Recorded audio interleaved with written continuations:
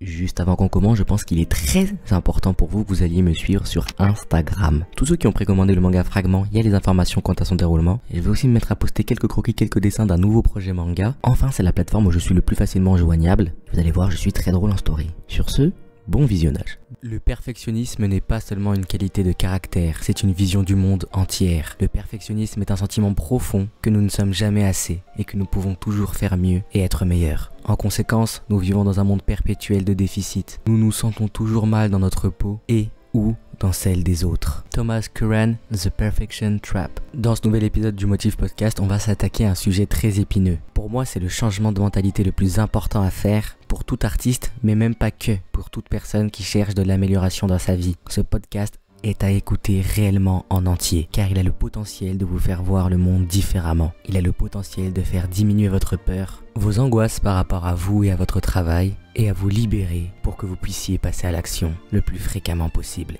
Et donc, vous rapprocher des résultats que vous voulez avoir. Ça marche pour tout dans la vie, mais bien sûr ici, on parle aux mangaka, aux BDistes. Bienvenue dans le 3e épisode de Motif Podcast, let's go. Il y a deux archétypes d'artistes. L'un, le plus populaire, le plus romantique, celui de l'artiste comme étant le perfectionniste, celui illuminé par la muse, qui passe du temps sur chaque teinte de couleur, qui médite chaque coup de crayon et qui passe des années à peindre sa toile, à réaliser son chef-d'œuvre ou à fignoler son album. En tout cas, c'est tel qu'il est perçu. Puis on en a un autre, bien moins populaire, c'est celui de l'artiste presque artisan, monstre de productivité. Il casse totalement les codes romantiques de l'artiste illuminé en étant rationnel et en abordant le travail créatif et artistique comme une tâche en soi. Pire même, il tente d'industrialiser la production artistique et créative. Et il est bien souvent rabaissé dans le monde des arts pour ça. Et là, les gens y voient en fait un conflit idéologique entre qualité et quantité, où il est souvent de bon ton de dire que la qualité doit primer sur la quantité, que la quantité c'est du fast-food. Et oui, je sais, on a tous grandi dans le storytelling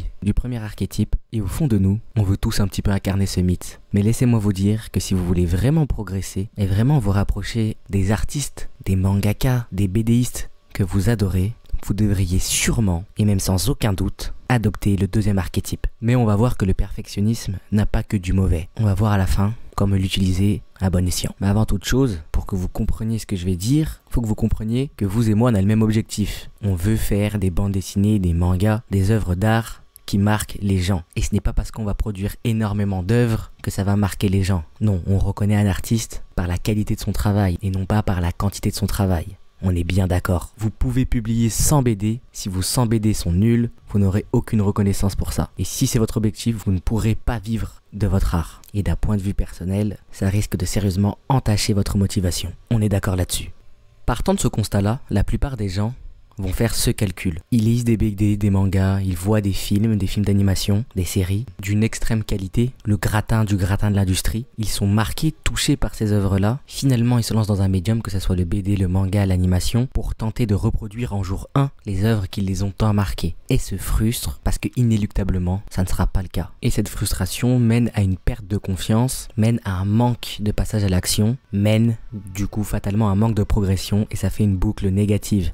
Mais quand je parle de manque de passage à l'action et de passivité, il faut bien comprendre ce dont je veux parler. Je parle pas forcément d'un arrêt du dessin total. Mais vous savez, je parle de ce genre de personnes dont je faisais partie et dont peut-être vous faites partie, qui s'entraînent, qui font énormément de croquis, énormément de chara-design, énormément de dessins d'études, d'anatomie, etc. Mais plus qu'il n'en faut en fait. Si vous voulez faire des mangas, il faut faire des pages. Il faut faire des pages qui se suivent, il faut raconter des histoires, il faut mettre des personnages dans des contextes, il faut les faire parler. Il faut sortir des projets, comme je l'ai expliqué dans mes 2 derniers podcasts. Parce que ce sont ces projets-là qui vont véritablement vous former au métier que vous voulez faire. Les dessins d'études, d'anatomie, les croquis, les 10 milliards de chara-design, ce n'est que de la préparation. Bien sûr, on se prépare pour être prêt, mais on ne peut pas se préparer pour être parfait. Parce qu'on ne peut pas être parfait.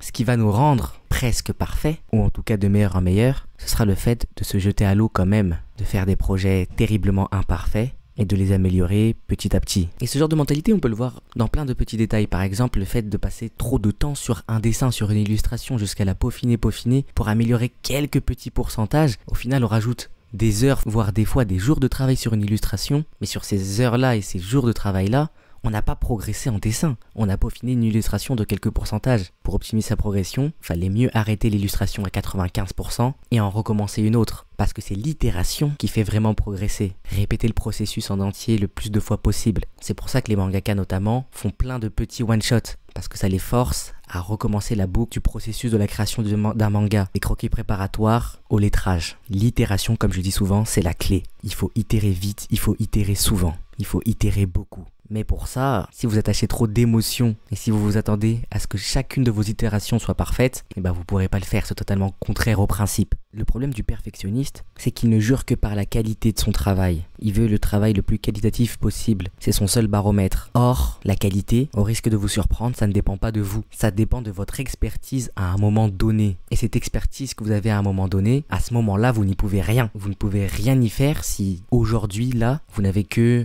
6 mois, 2 ans, 1 an, quelques semaines d'expérience de dessin ou d'expérience de manga. Vous n'y pouvez rien si c'est votre premier ou votre troisième projet à l'heure actuelle. Donc à quoi ça sert de se frustrer pour ça? La seule chose que vous pouvez faire, c'est faire de votre mieux, être concentré sur ce que vous faites, sur votre dessin, sur votre projet, et puis c'est tout. Vous pouvez pas mettre de la qualité à la demande. Or, le perfectionniste, lui, veut pouvoir mettre la qualité qui, dans sa conception d'un monde idéal, serait équivalente ou au moins avoisinante des œuvres qui l'ont tant marqué dans son enfance ou même plus tard. Et le gouffre entre les deux, entre son fantasme et la réalité, est souvent très dur à avaler. Maintenant que le problème est bien diagnostiqué, on va pouvoir aller voir le remède, la solution, qui est tout simplement d'installer une mentalité de progression en se focusant d'abord sur la quantité, sur votre production, à la chaîne, comme un robot. D'abord, j'aimerais vous raconter une anecdote connue, mais peut-être que vous la connaissez pas. Mais c'est une anecdote très intéressante, qui révèle bien quelle est la meilleure mentalité pour progresser dans un domaine artistique, ou dans un domaine tout court. Alors en fait, c'était un professeur de céramique qui annonçait le jour de l'ouverture de son cours qu'il divisait la classe en 2 groupes. La céramique, c'est l'art de faire des objets avec de la pâte d'argile. Donc ce professeur, à l'ouverture de son cours dans son studio, a divisé du coup l'ensemble des étudiants en 2 groupes distincts. L'un était noté uniquement sur la quantité de leur production, c'est-à-dire qu'ils devaient faire le plus d'objets en céramique possible.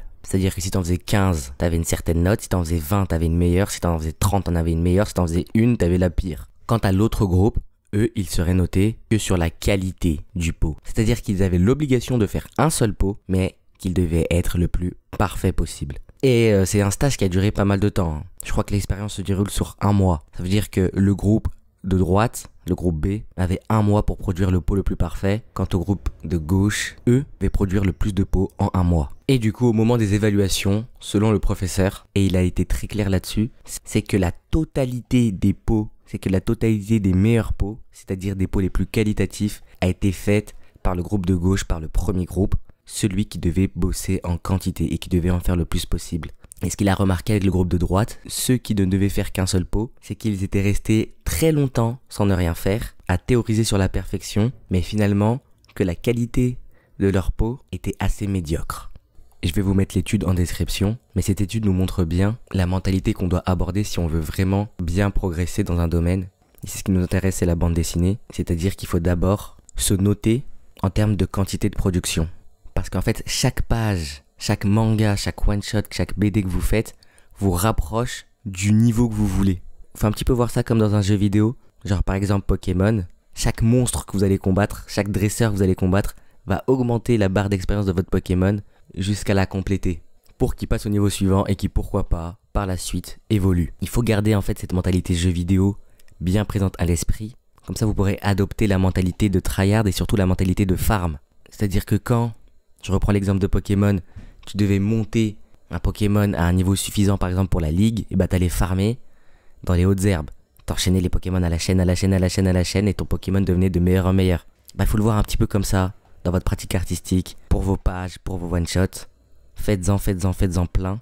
Fixez-vous un nombre de pages par mois, fixez-vous un nombre de one-shots par an, de projets, et vous verrez en fait qu'ils seront toujours de meilleur en meilleur. Et ça marche même si vous voulez apprendre les bases du dessin, et que vous n'en êtes pas encore à l'étape de faire des planches ou des projets. Moi, je sais par exemple comment j'ai appris le dessin.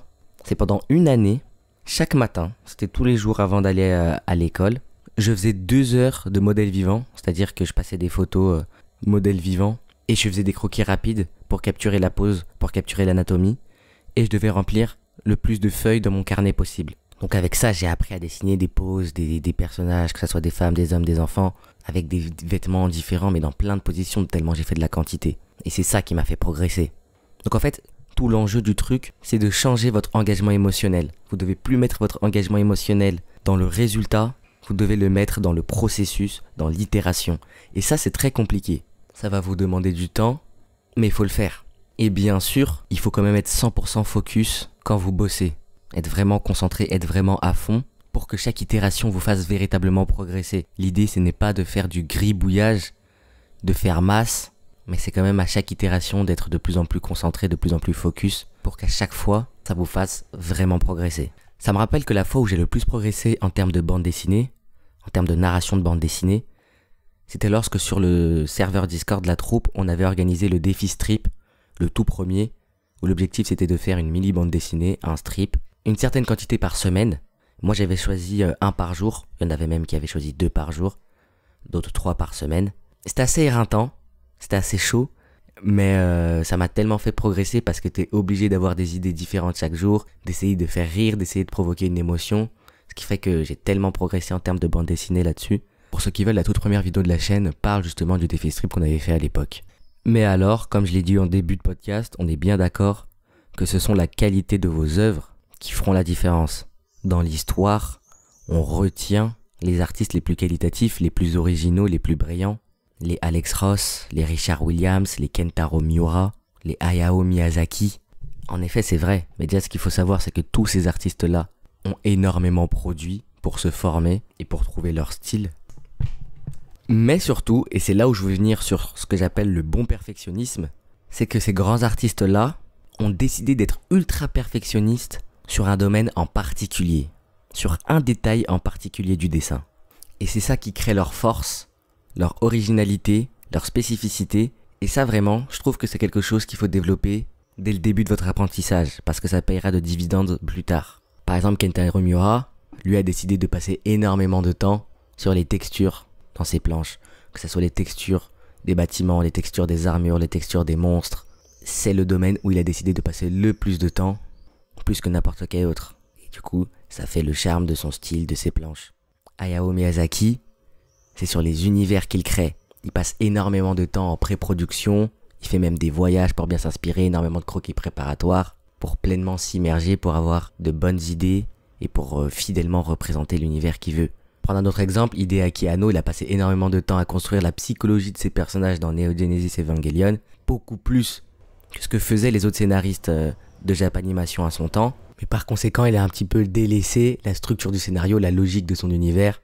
Mais c'est pas grave, ça fait le charme de Neo Genesis Evangelion. Et des exemples comme ça, je peux vous en citer plein, que ça soit des Tolkien, en termes de world building, le studio Ufotable, en termes de compositing, de photographie, qui a décidé de mettre la barre très très haute et de passer un temps démentiel, un temps qu'on ne passait pas d'habitude dans les autres productions de la Japanimation, mais ça a fait tout de suite le style du Ufotable.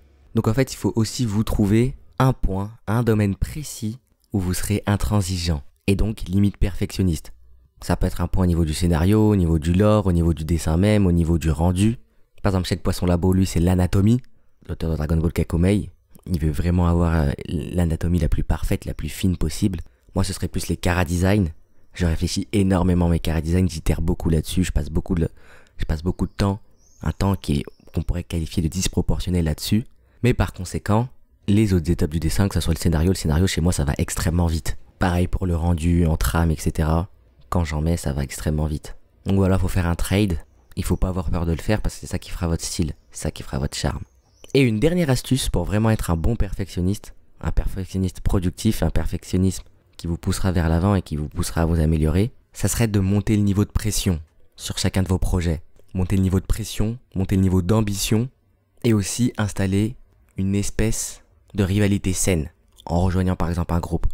Tous ces points-là vont un petit peu trigger votre psychologie d'artiste et vont vous pousser à faire mieux que d'habitude. Et du coup à naturellement, sans trop forcer, monter le niveau de qualité. Par exemple, dans le serveur Discord de la troupe, là on a récemment fait un défi qu'on a appelé défi narration, où les participants devaient sortir une série d'illustrations avec un thème commun, des personnages communs, etc. Et bah ce qui est bien, c'est vu que c'est un défi, bah ça crée une émulation où tout le monde peut voir un petit peu le travail de l'autre Ce qui fait que naturellement, vous voulez montrer le meilleur de vous-même, tout en ayant cette contrainte de quand même produire pour faire partie du défi. D'ailleurs, on fait assez fréquemment des défis, donc si ça vous motive, si vous êtes chaud, lien du serveur en description, comme toujours. Et pour ce qui est du niveau d'ambition dans vos projets, eh bien j'en parle dans mon tout premier podcast que je vous mets juste là, n'hésitez pas à aller le voir. Sur ce, c'était Motive, à plus dans le bus.